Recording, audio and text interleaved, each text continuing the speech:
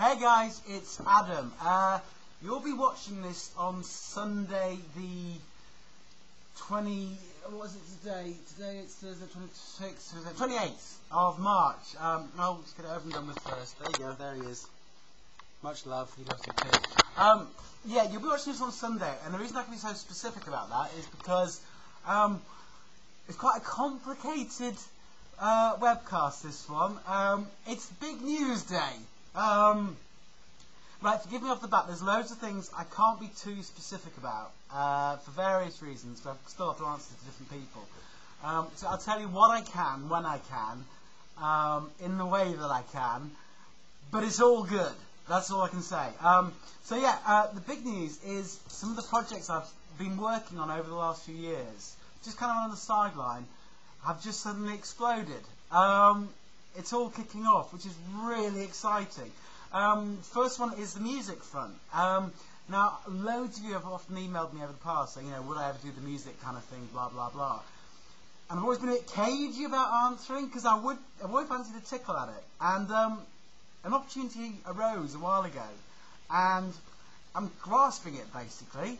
So yeah, this summer, believe it or not, in the UK and Europe to start off with, but then coming to New Zealand and Australia after that, I'm going to be doing some music. I've already recorded some songs. I've been working with, I can't say who, but some huge producers. Freaking me out, they're so big. I mean, like, you're talking number one after number one after number one. They're huge. So the fact that they want me to come on board and do some stuff with them is just amazing.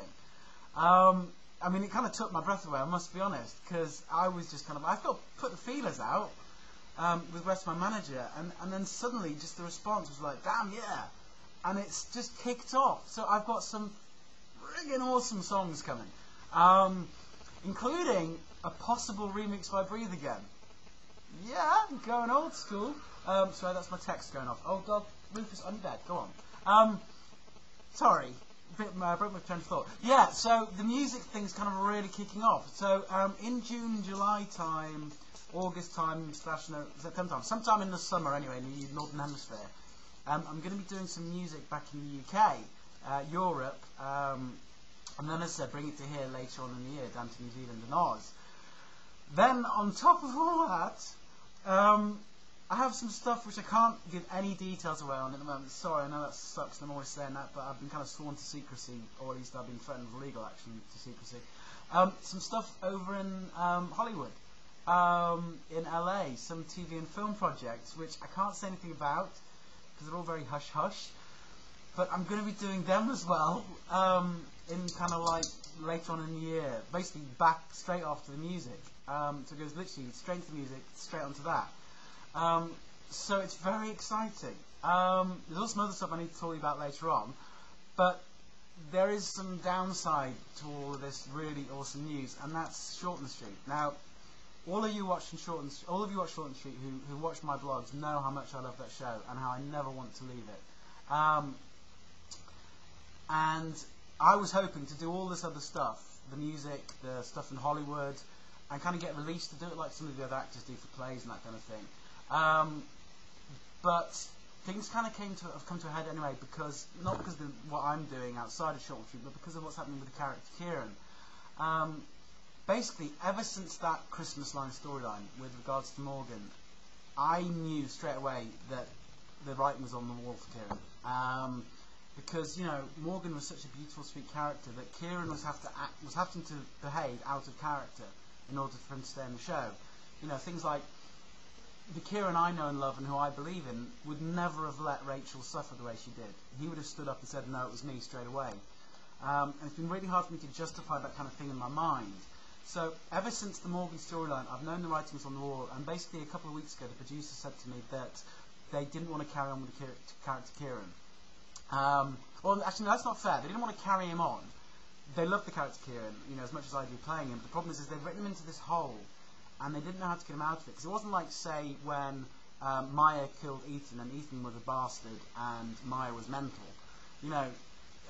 Morgan was a beautiful soul and a friend of Kieran's, and Kieran was having to act out of character in order to justify him still being there. And it was reaching a point, I think, for the producer where he felt that the only way he could keep Kieran in the show was to make him to this very one-dimensional baddie.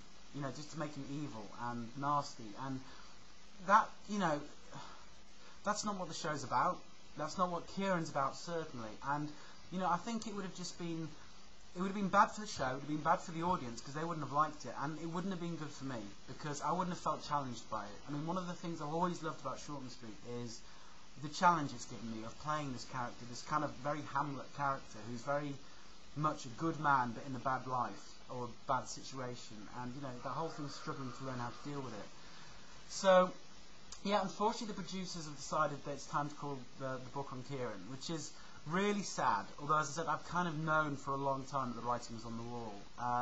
In an ideal world, I'd love to stay forever. You know, I've said that all along. I love that show. And I love playing the character Kieran, but if it's a choice between carrying on acting in the show and playing the character Kieran in this really one-dimensional thing, which I wouldn't enjoy, you wouldn't enjoy, the show wouldn't enjoy, I'd rather, you know, call time and have Kiro, you know, go out as Kieran should. That said, two parts to that. It's really complicated, this blog. I'm so sorry. Two parts to it. One part, the leaving storyline for Kieran. I can't give any details away because it's all a bit sketchy at this moment in time. It's not actually been written yet, but the concept is bloody awesome. Oh my! I mean, I'm still filming for ages. Don't worry. I'm still quite. You know, I'm still there till God. You know, June, July time. So on air for ages yet. So don't worry about that.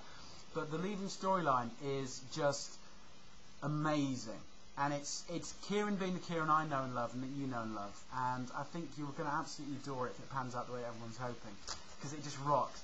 The other thing as well, it doesn't necessarily mean the end of my connection to Shorty, because something I've pushed for with every contract I've signed is that I love this show so much, and I love the medium of soap. You know, I've been doing soap half my professional life.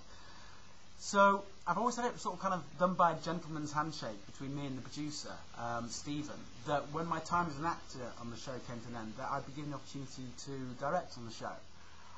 Because the show runs as like apprenticeship for directors, where they train them up and teach them how to direct and thing.